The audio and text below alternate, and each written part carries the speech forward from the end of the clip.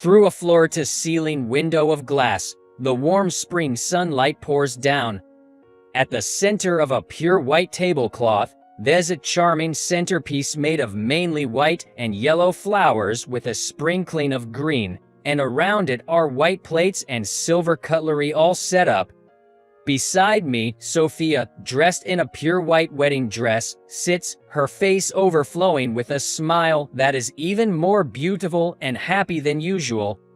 Without any feeling of stiffness, I'm glad we chose this restaurant as our wedding venue, considering not only ourselves but all of our guests could enjoy it. I have no doubt it's going to be the best day of my life.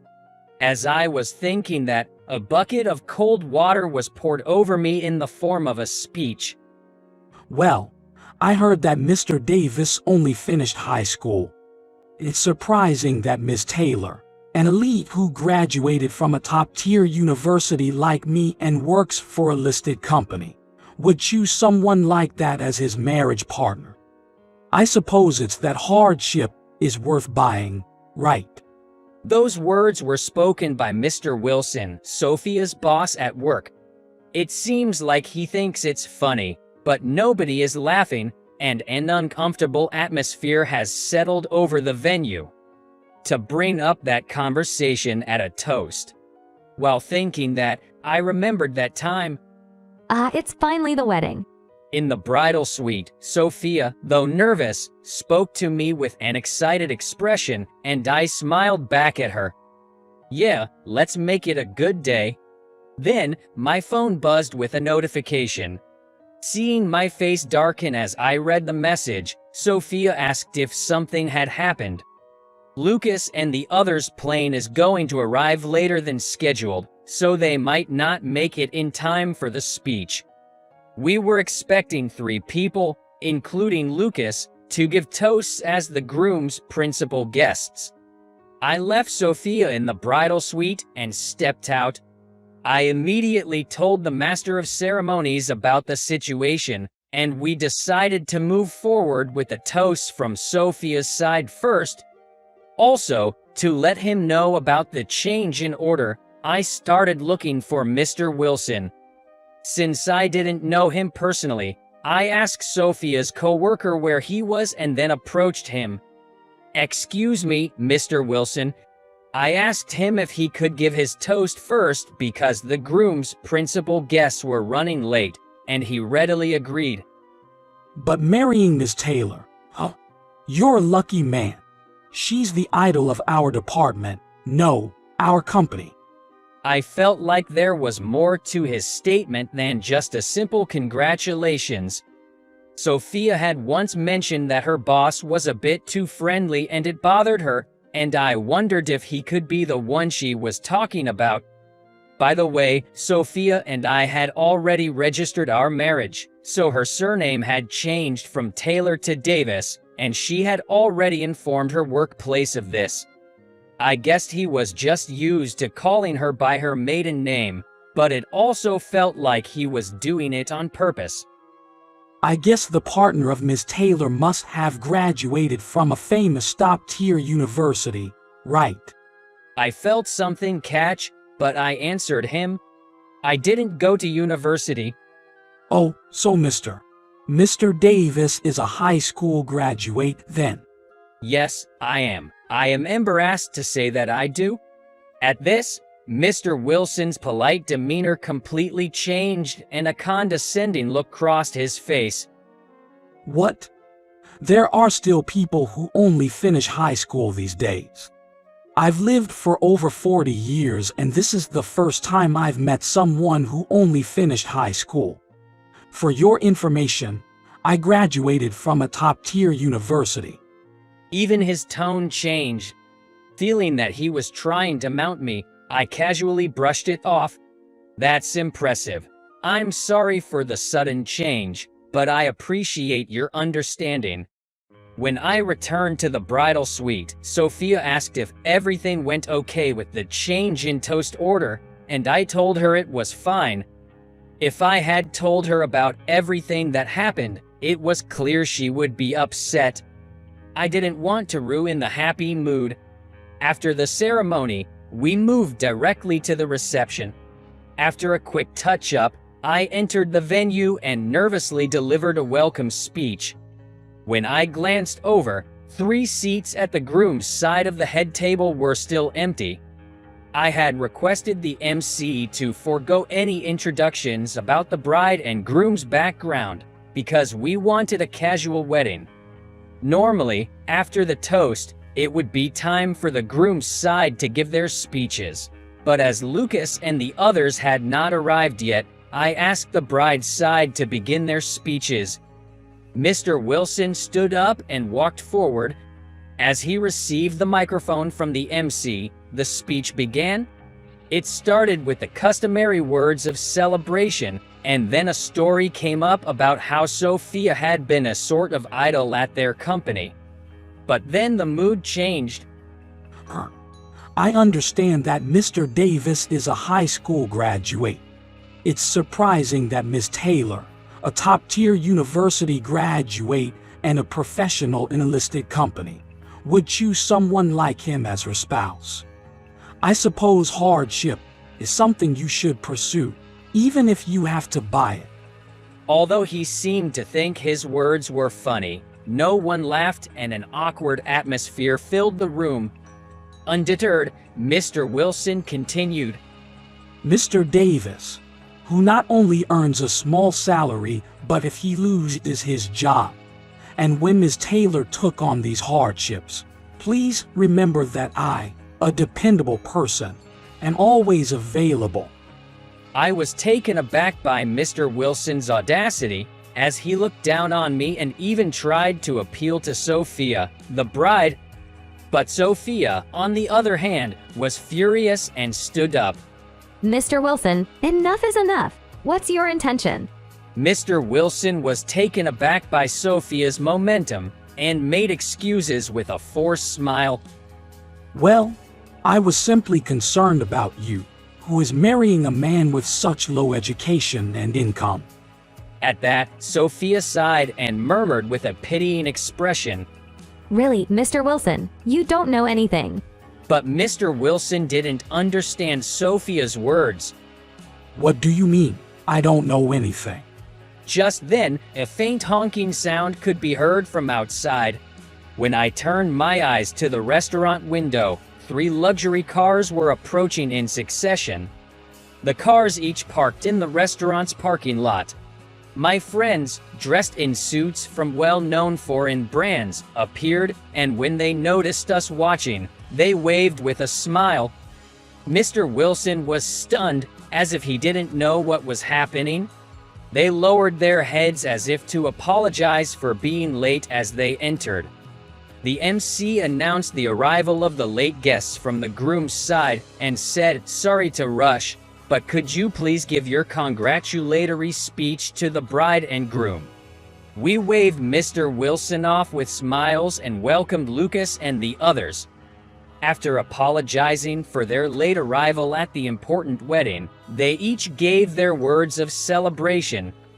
We understood that we wanted a casual wedding, so there's no need for a resume introduction, but as his friends, can we introduce William's background? The venue was stirred by Lucas's question. When I met their eyes, they smiled knowingly. Lucas, Daniel, Ethan, and I, the 4 of us, overcame the difficult exams and entered a challenging junior high school known as a feeder school.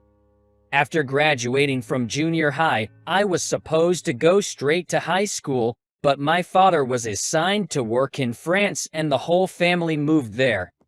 The school system in my area is 6 years of elementary school, 2 years of junior high school, and 4 years of high school.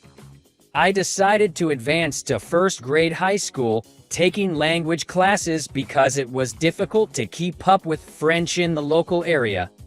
The plan was to stay until high school graduation, but my father's work ended after 2 years and we returned to America. I could have transferred to a high school here, but I wasn't interested and decided to start my own business.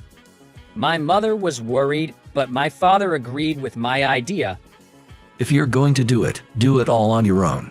With that in mind, I started by saving money from part-time jobs. During that time, I had a reunion with my junior high school friends. When I told them that I was thinking of starting a business, they all joined in. They were all thinking of starting their own businesses while in college. Lucas was majoring in business administration, Daniel in economics, and Ethan in information technology at college. We each used our knowledge to expand our networks and steadily prepared for starting our businesses. 2 years later, we pooled our money and started a business.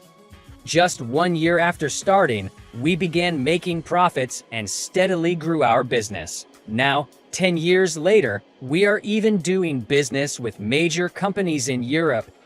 Indeed, William is only a high school graduate, but now he is running a successful business. Lucas speaks, followed by Daniel. Mr. Wilson will never have to shoulder the kinds of burdens Sophia does. Besides, considering your position, I don't think you make even a tenth of what William earns annually, so please, don't worry. Haha. Upon hearing this, the blood drains from Mr. Wilson's face. As it turns out, their friends at the wedding reception were filming and live streaming the event. That's how Lucas and the others were able to watch the proceedings even from afar. They'd naturally heard Mr. Wilson's speech as well. They were probably pissed at his behavior and decided to introduce my accomplishments to put him in his place. Mr. Wilson was shrinking into himself throughout the reception, as though he didn't know where to put himself. I heard later from Sophia's colleague that Mr. Wilson had indeed been after Sophia. He had accepted the wedding invitation and was asked to give a speech, and he seemed to have been harboring a one-sided grudge against me. That's why he gave that speech, trying to look down on me, but he got a perfect counterpunch. After the reception ends, we see off our families and relatives. It's time for the after party with friends only. The moment the reception ended, Mr. Wilson dashed out of the venue. Aren't you tired? We still have some time before the after party. Why don't you rest a bit? I called out to Sophia, but she shook her head lightly. I'm fine. But about Mr. Wilson, I'm sorry. I never thought he'd do something so awful. They say love can make people do crazy things. I guess Mr. Wilson was no different. But for a man in his 40s, his actions were overly childish. A lot of Sophia's colleagues and seniors were attending the wedding. Mr. Wilson's position from tomorrow onwards is going to be quite a difficult one. I'm sorry we missed the ceremony. Lucas and the others who stayed for the after party apologize after confirming that the other guests have left. It's okay, I'm glad you could make it to the reception, Sophia and I respond, both of us smiling. I was upset when William was being ridiculed, but everyone's speeches made me feel a lot better. We all burst out laughing, recalling Mr. Wilson's behavior. I thank Lucas and the others again. I'm really glad that I could reunite with Lucas, Daniel, and Ethan and start a business together. If I had started the business alone, I would have never achieved the success I have now. It's often said that co-founding a business with friends is difficult. Sure, we've had our disagreements and countless fights, but we've managed to overcome numerous challenges together, forging even stronger bonds. However, they all credited me for the initiative. We wanted to start a business, but we lacked the courage to take the first step. It was William who gave us the push we needed. Seeing William forge ahead alone motivated us to take action. And then the three of them look at Sophia. Our lives changed when Sophia introduced us to William. It turned out, Sophia actually went to same high school. Back then, we weren't dating, but I like Sophia, and apparently, she also had a soft spot for me. When I told her I was moving to France, she asked for my contact information, and we'd been in touch ever since.